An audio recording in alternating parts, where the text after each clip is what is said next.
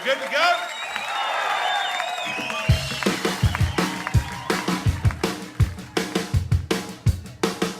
Welcome, Tim Burnham, here to the Spiegel tent this evening.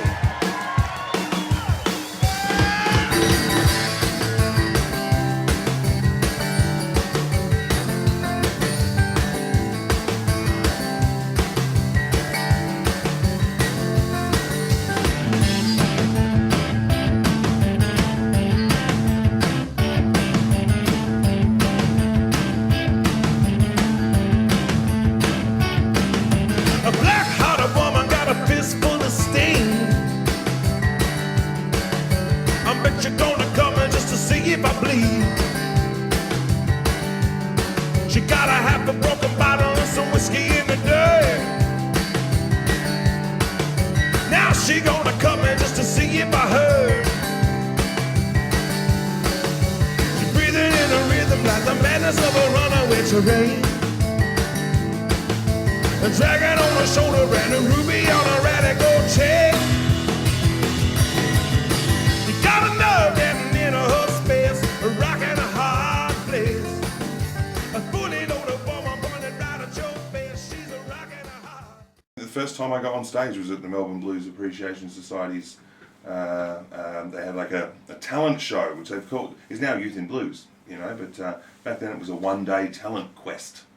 That I was fortunate enough to win, and you know, it's part of, you know, my father being involved in the formation of the Melbourne Blues Appreciation Society, and just that big family that they built around it made it pretty easy for someone like me at 11 years old to kind of wander down there and have a play. It's still like that, you know. It's really good. There's a lot of young musicians I'm seeing from the Youth in Blues post at the moment. It makes me really happy to see it's carried on like that. So, tell me about the scene in the 90s when you started. So people like Atchison, Dutch, who was around? Look, Jeff and Dutch was certainly very important figures in the blues scene then. I mean, the whole thing was kind of based around Dutch Childers on a Sunday afternoon at the Station Hotel. That's where everybody went. And that's kind of where the MBAS formed. You know, all these people met and got together and decided there should be. It was going to be a Dutch Childers fan club first off, and then it became a Blues Appreciation Society, which is a wonderful thing. And of course, Dutch was heavily involved with it until his passing. And at the time, it was a never-ending list. To be honest, it was fantastic. There was, you know, Fiona Boyes and Gwyn Ashton, Jimmy Hocking, Bill Kavanagh, Chris Wilson, and a huge list that I dare not even delve into now because we'll be here all night. But they were very keen and willing, as they always have been and always will be, in supporting the scene that supports them. And so there was this big, beautiful, mutual love between everyone. It was a really good time. You know, not a lot's changed, to be honest. It's still that really good community. And when on the rare occasion I get down to the MBAS, which is rare because that's normally my nights with my son, but when I get down there, I'm really humbled to see what's grown from that all those years ago. Now, to coincide with your 25th year, you of course have brought out this wonderful double CD, Lloyd Spiegel double live set. It actually gets released 1st of July, correct? Yes, but the launch tour starts this weekend. It does. You've got 3 months of... Heavy slog, yeah. I'm getting too old for it. I was booking all the hotels last week, and about a month ago I booked all the flights for myself and Tim Burnham and Tony Green on lights and all that sort of stuff, and all the different hotel rooms that I booked this week, and I thought I'm just getting way too old for this. Mind you, it used to be a lot more simple. You just all get in a car and you'd all sleep in the car and you'd all play the gig. And these days we like a nice, comfy hotel bed and an aeroplane. Got to get those bonus miles now, you know. It's certainly changed a lot. Some of the young musicians I've been mentoring are off on the road now, driving their cars up and down the coast, and they're still excited to do it. But I think I get out of those drives now and feel like I've been hit by one of those trucks that passed me. So I'm quite happy flying these days. But yeah, 28 shows I think we're doing over the next 3 months on the road. You will. Recorded over 2 sold-out shows at the Wonderland Spiegel tent this past March. 25-track anthology featuring Lloyd at his absolute best. You are back with Baz. You're listening to Blues on the Hill. It's the Oz Blues Hour. It's a very special Oz Blues Hour. Lloyd Spiegel is my studio guest, and we are spinning tracks off his new release, July the 1st, but you can pre-order it, Lloyd, on iTunes? Pre-order on iTunes and in JB Hi-Fi, and of course you can come along to one of the launch shows and pick one up yourself. You can do that. And the energy of the night has been captured on this CD. Yeah, Rob Dylan did that for me. He's done a few projects with me, and I knew I wanted him for the live album, and that's actually how it ended up in the Spiegel tent. He happened to be working there, and that's where he wanted to meet up and have a chat about this live idea. And I saw the room and thought, well, this is perfect. But he's the man for the job. He's done so much in Australian blues. He's done a lot for me, and I was really thrilled to have him. I'm pretty hard to work with, and I'm not ashamed to admit that. I'm a bit of a perfectionist with things, and Rob knows me pretty well, so he can kind of take it with a grain of salt and read me really, really well as to what I'm looking for. So he ultimately delivers me what I have in my head, which is quite amazing for a guy like that to be working on so many different projects and still make everyone happy. Yeah, you co-produced it with you, didn't you? Which is done a fabulous job, and of course the Spiegel tent with all the timber, the acoustics, and it's just got a wonderful sound. That's right, and look, it's a fantastic room, regardless of the fact it's got my name on it. There was a lot of reasons to pick that room, but also Giovanni Angelucci, who took all the photos, and Tony Green, who did the lights. Those shows at the Spiegel tent were some of the best performances I've ever put on, and it's because I've got this fantastic team of people around me who are every bit as keen to make it right as I am, and the audiences on those shows were incredible. I was absolutely, you'd think you'd get a bit of an ego boost selling both nights out, but the truth is I woke up so humbled on the Sunday morning that so many people wanted to be a part of it. So a lot of people really put in for this. Let's talk about the other significant thing that happened to you.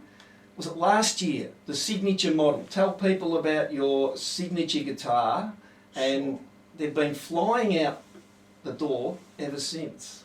Yeah, I feel very, very blessed about that. Cole Clark Guitars kind of honoured me with this idea of giving me a signature model guitar. It spawned from creating my own instrument down there and having them help me create a guitar that I really wanted, and people kept asking for that model. So they decided to release it as a model, and so they released 2 signature Cole Clark guitars, and there's about to be a third coming up very soon. Towards the end of the year, I'll launch a third signature model guitar, which will be a redwood top guitar. Long story short, redwood is a fantastic tone wood that the Americans are not allowed to use, even though it's Californian, and we found some in Australia that have fallen down. So we've started making guitars that, as it turns out, suits what I do perfectly, suits where I'm headed perfectly, and it was time for a change. So I'll be releasing a new signature model towards the end of the year.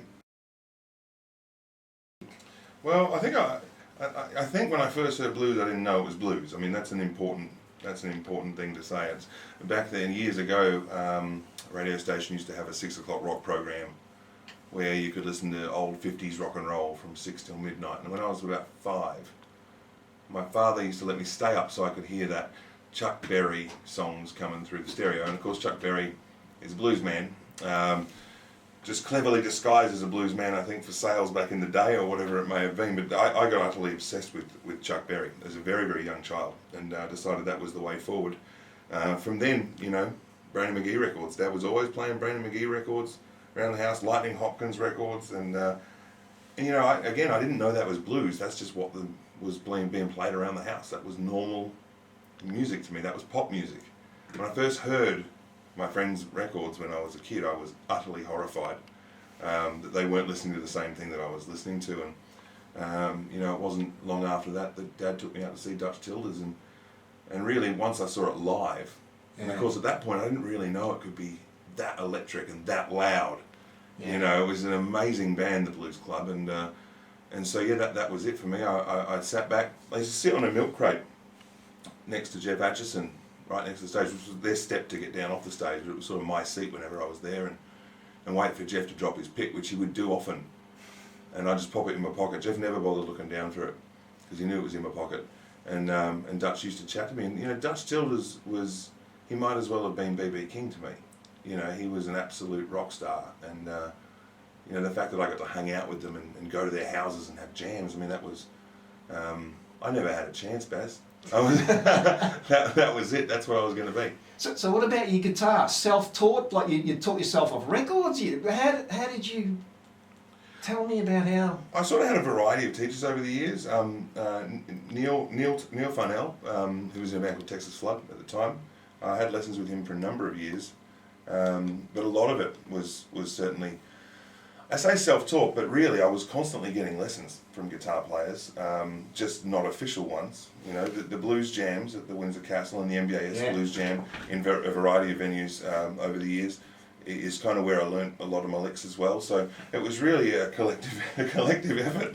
But you know, at least once a week I'd be out at the jam, sort of getting my backside handed to me by some other guitar player who I could learn a lot of stuff from. And I think at that age, when you're so young, you do tend to soak it in. So your biggest inspiration, guitar-wise and musical-wise, sort of growing up? I'd have to say it was Dutch. Yeah. You know, I really would. I mean, it's strange to say that because he was my friend, but he was certainly a mentor. And it started out being Jeff Atchison. I wanted to play like Jeff Atchison. Every blues player wanted to play like Jeff Atchison, and I still kind of want to play a bit like Jeff Atchison. But I think that the more I know about Jeff's playing, the more I learn, the more I realise he was basing so much of what he did off of Dutch's style. So I started focusing on that a lot. When I went solo, when I started playing acoustic gigs, I looked hard at what Dutch was doing, because really on his night, that man was making more noise with one acoustic guitar than any man alive. All right, now, you're a glutton for punishments, because as well as doing your double live CD, you're also in the studio. You're working on a studio one as well.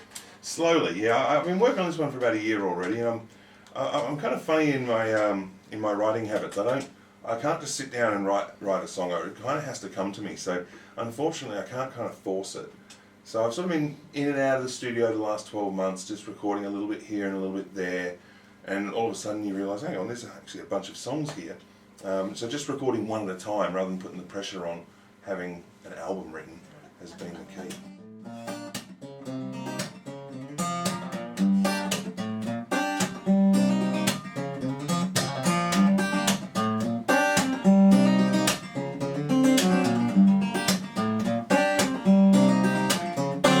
Left my razors back in Nuremberg, my heart's still rides the train. I look just like a hobo with just enough strength to shift the blame. I'm 1,000 miles from nowhere, but I think I'm gonna stay. At night, all the cats are grey.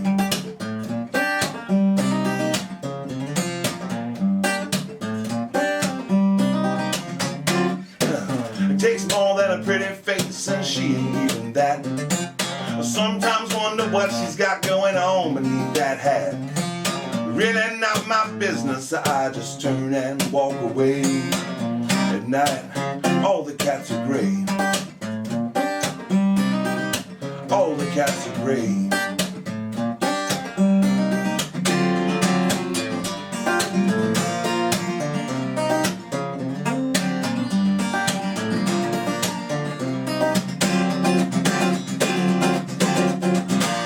Polly's evil sister's got that diamond in her hand.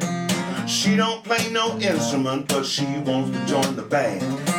She drinks a red stiletto and just dances around while I play. And I think, hey, at night, all the cats are grey. All the cats are grey.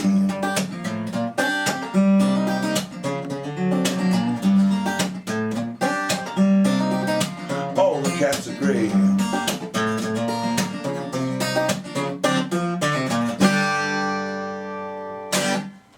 There you go. An exclusive. Unfinished exclusive.